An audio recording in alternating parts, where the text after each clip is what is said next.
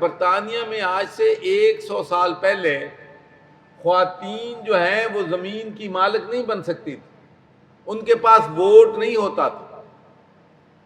تو یہ 100 سال پہلے انہوں نے کیا ہے، اور میرے نبی حضور صلی اللہ علیہ وسلم نے عورتوں کو حق وراثت جو ہے آج سے 1400 سال پہلے دے دیا تھا۔ اور میں سمجھتا ہوں کہ اسلام جو حقوق عورتوں کو، مزدوروں کو، کسانوں کو، خواتین کو، منارٹیز کو جو دیتا ہے، دنیا کا اور کوئی قانون جو ہے ایسی لبرٹی جو ہے وہ لوگوں کو نہیں دیتا۔ اور پھر آج جب ہمارے ملک میں عدم برداشت دیکھتا ہوں، ایک دوسرے پہ فتوے لگاتے لوگوں کو دیکھتا ہوں،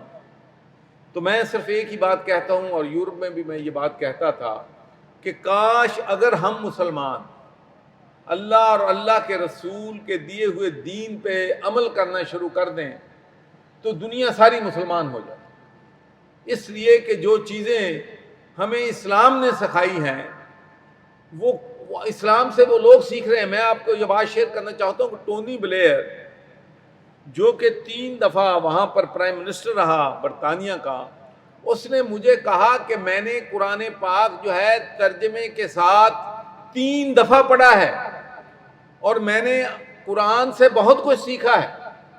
تو اسی لیے میں جب گورنر بنا تو میری یہ خواہش تھی کہ ہمارے بچوں کی تعلیم کے ساتھ تربیت جو ہے وہ بھی ہونی چاہیے، اور تربیت کے لیے اللہ کی کتاب سے بہتر دنیا میں اور کوئی کتاب نہیں۔ تو اسی لیے میں نے تمام پنجاب کی یونیورسٹیز میں، آپ کو یہ سن کر خوشی ہوگی کہ میں نے قرآن پاک کو ترجمے کے ساتھ پڑھنا لازم کر دیا ہے پنجاب کی تمام یونیورسٹی۔ اور ماشاءاللہ اب ہمارے بچے جو ہیں قرآن کو ترجمے کے ساتھ پڑھتے ہیں، اور اس سے ان کو تربیت جو ہے وہ ملتی ہے۔